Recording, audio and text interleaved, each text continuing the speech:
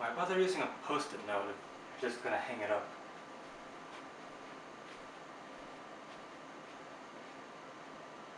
Chaos Head. Oh boy, Chaos Head.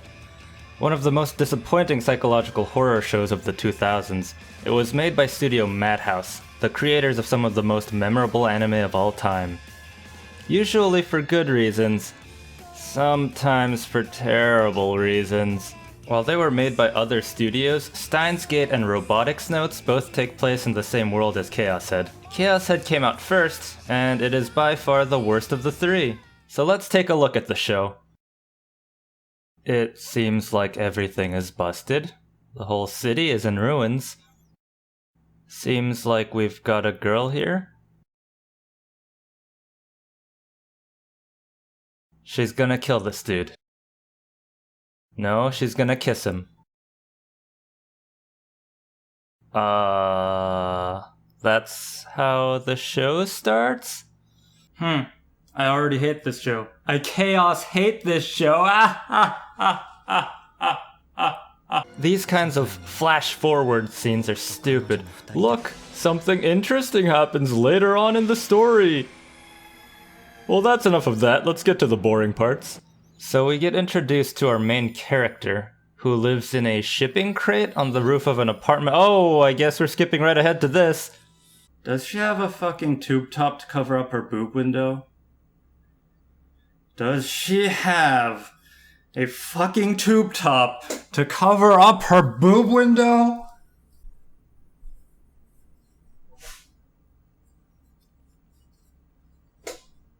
I think I'm better equipped for watching this show now. The girl with the stupid outfit isn't actually real. The main character, Nishijo Takumi, experiences vivid hallucinations, one of which happens to be his pink-haired waifu Trash. That's some convenient schizophrenia right there. Now we get to meet a ton of other characters. Random and sudden, I know, but that's how the anime does it. They just pop up, don't do anything, and then it's time for the next scene. The important thing is that our protagonist, Nishijo Takumi, did I say his name twice?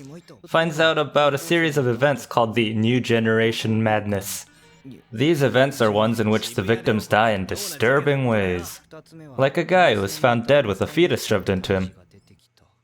Grody. By sudden coincidence, a dude on the internet named Shogun sends Takumi a bunch of images of a grisly murder. Remember how Neo gets cryptic messages telling him how to meet the girl of his dreams? This is nothing like that. Really, no similarities, none at all. Later that night, our little hero stumbles upon one of the New Generation Madness murders, and it looks exactly like the images from Shogun. There's also a... Wait, is that guy being held up by a rope? How far does that rope go? Wait a minute.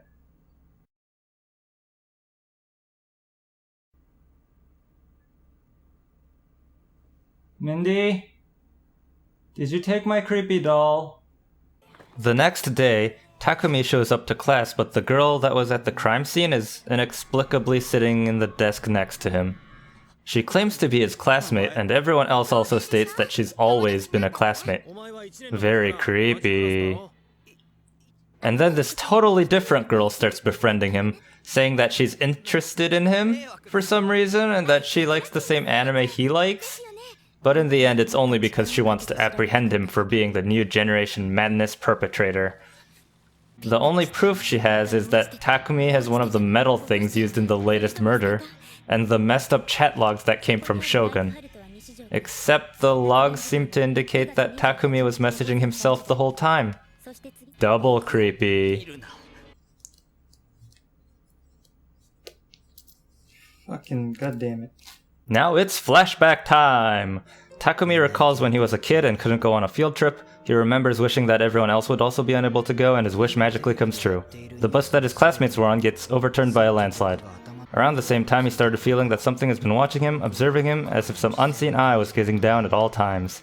Even now, he can sense the presence of this eye hanging over him. So meta. Did I scare ya? Did I spook ya good? Things get extra spicy, creeper, when Takumi's imaginary waifu, his wife, tells him to check out some occult forums on the net to get more information on the new generation madness, and to figure out how Shogun could have sent images of a murder before it took place. The only clue he finds is that a vocalist named Fess sang a song that predicted the same murder that Takumi saw. There are no pictures of Fess on the net, however, so he assumes that it must be the pink-haired classmate. Predicting a murder is easy if you're the one going to be committing it, after all.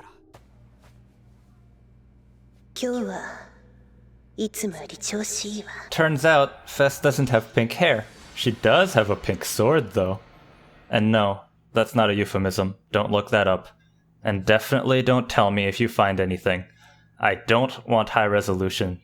3000 by 4000 minimum.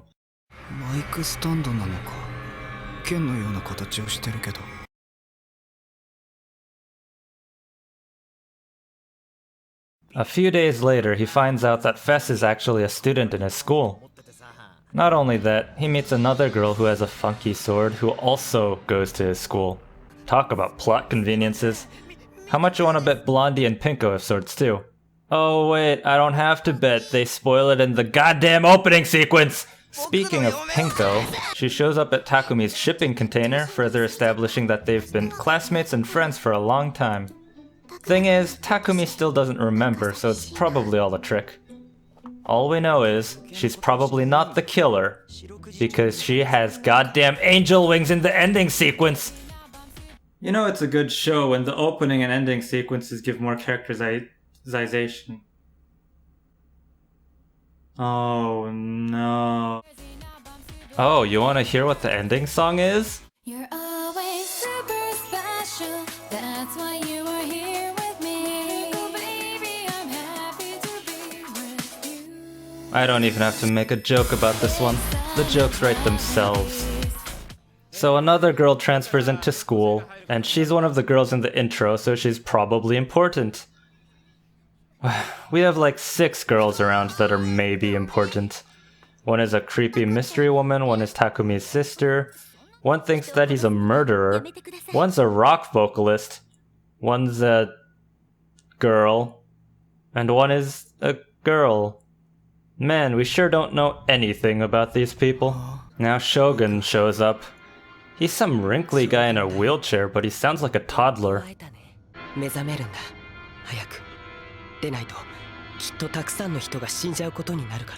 Benjamin Upotanu, is that you? Shogun tells Takumi to awaken before more people are killed.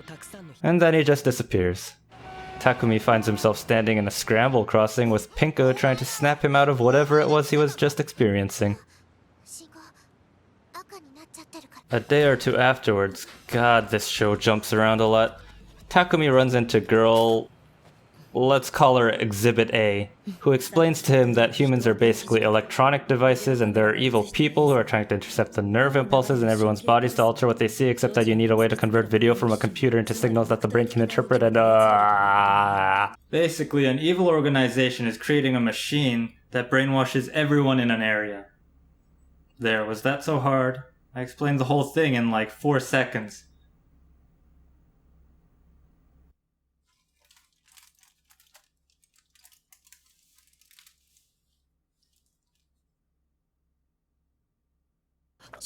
Oh, come on, dude. She's pointing a popsicle stick at you. How cowardly can you be? Remember Blondie? The one with the glasses? Well, she shows up while Takumi is chilling out at a net cafe, saying he should turn himself in. But as all innocent men do, he runs away. While running, he bumps into Oh, for the love of Reagan. The show clearly has too many characters if there's this much scene juggling going on. Not to mention the juggling that boy toy here is doing. So the vocalist pulls out her girthy sword, telling Takumi that he must find one of his own. She explains that this type of sword, a D-sword... Wow, a D-sword, huh? Sounds delicious.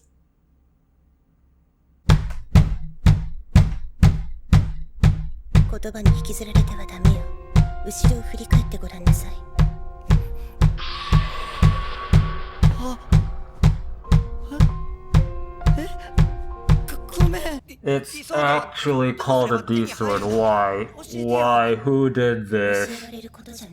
Rundown is, normal people can't see the D-swords, and D-swords help you turn your imagination into reality. Kinda like a Green Lantern type deal, I guess. Not to mention that if you imagined that you were 12 inches, it would become a reality. Ha ha ha ha ha ha ha ha ha ha. 何？ Taki. A strange earthquake happens that causes hundreds of deaths. Pinko goes missing, the general public starts going into a frenzy, and things sort of remain the same, to be honest. Oh, but we learned that the evil organization, called Nozomi Technology, is responsible for the earthquake. The test runs of their brainwashing machine messes with the gravity within the city, and why do I even bother explaining? This is heavy, Doc. Exhibit A and the twin-tailed transfer student tell Takumi about Nozomi Technology and reveal that their plan is to invade their HQ and destroy the mind control machine. Inside the HQ, the trio face off against the main baddie. And the main baddie also has a... D-sword. They're having a rough fight until Vocalist shows up and turns the tide. Ah, get it, 'cause she used water. They managed to destroy the machine, but it seems that the baddie was actually a hallucination projected by the machine. Not only that, but what they destroyed was only a prototype. So I guess none of this really meant anything. Pinko shows back up, and Exhibit A attacks Takumi for backstory reasons. Exhibit A's dad was a scientist that worked on the brainwashing device and used poor mommy as a guinea pig, so the fight against Nozomi Technology is mainly for revenge. But apparently the equation they used to make the machine was invented by Takumi when he was a child, which means Exhibit A blames Takumi for what happened to her mom? But none of this is really important because it's just so Pinko can reveal that she also has a D-sword? I can't do it. I can't do it. I don't think I can do it. It's over. I can't. It's not fair. It's not fair. Not like this. Please stop the madness. Please.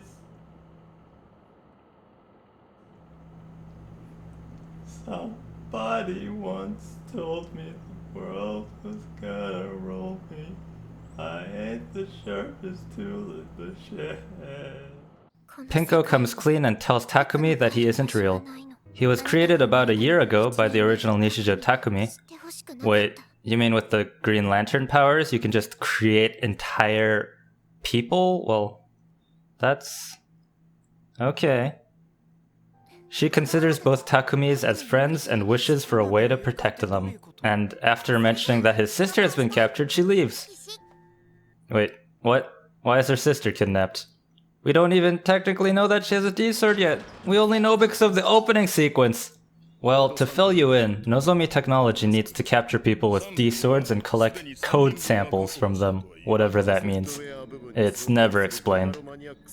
These samples, however, are used to make the mind control machine even stronger. Somehow. It's never explained. Well, it is explained, but it's nonsense. The code samples are supposed to be plugged into the machine's software so that it operates more efficiently. But how do you get samples of code from human beings, then input them into already written software before using some dumb kid's equation to control everyone's brains? Nonsense. This show follows the belief of science is magic, everyone. Hey. Understandably, our protagonist starts having an existential crisis. The only reasonable thing he's done so far. Everyone in the city is going absolutely crazy, going on riots and killing each other. Takumi wanders around in a suicidal haze, hoping somebody murders him. Well, that's dark. It's almost like this is a horror show. He runs into Shogun, who is, of course, the original Nishijo Takumi. Takumi tells Takumi to awaken, and Takumi takes talking tacos from Takumi's toga. Whoa, sorry, I think I went comatose or something. What I meant to say was, Shogun explained... Does anyone have anything better to do than explaining things? Shogun explains that he made another version of himself because being in a wheelchair means that saving the world is impossible. Man, what a downer. But if you can just conjure new humans out of thin air, why can't you just make your body better? Oh, because Shogun's powers are so strong that he ages every time he uses them. So he can't make himself healthier because he would get old right afterwards. Does nobody else have this unfortunate downside to their abilities? Then why can't somebody else make a new body for him? Whatever.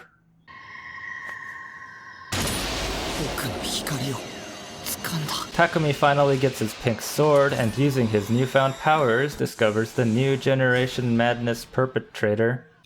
Oh yeah, I forgot about that. Man, that whole thing sure got swept under the rug at some point. Don't worry though, the murderer just kills herself. Before she kills herself, she says everything was done in order to awaken Takumi's powers, and that she's been following orders from one of Nozomi Technology's higher-ups. I'm not entirely sure how serial murder was supposed to make a guy pull out his magic sword. Am I stupid? Did I forget something? I'm honestly questioning if I'm confused or if the show doesn't make sense. Help me. Meanwhile, the sister gets her D-sword because she got tortured by the main baddie. Pinko shows up to the rescue, but Baddie captures her and lets the sister go for some reason. Elsewhere, Blondie gets her sword because she gets attacked, whatever, I don't care. I've already seen the whole show, and I can honestly say that the only meaningful characters are Takumi, Pinko, and Shogun. I mean, fucking Takumi didn't need anyone other than Shogun from... You get my point. You get my point, right? Nobody's necessary. Nobody needed to be in this show. Takumi overcomes a bunch of obstacles to reach the main baddie, but oh no, Takumi is killed over and over as he's no match for the bad guy and his evil machine. But all is well as the lady troop sends their combined energy, giving our hero enough power to skewer the main villain and blow him the fuck up. And here's the scene we saw at the beginning. Apparently the original Takumi is going to die if fake Takumi isn't killed for some reason. But the original dies off screen anyways. So Pinko ends up not killing Takumi, everyone's there, sunshine, roll credits. What a train wreck. The show has a few good ideas, but everything's just done so poorly. Like, okay, what's real and what's not? Which people are crazy? Check out my big fat sword! Ah! You know, all interesting ideas. All really good ideas, right? But there are too many useless characters. Most of the episodes are spent, you know, explaining how the technology works. And just, it's all over the place. The plot is here, then there. None of the scene transitions really make sense. None of it's fluid. It's just a mess. And the ending, the show abruptly ends just in the worst way possible, and I don't even know who could possibly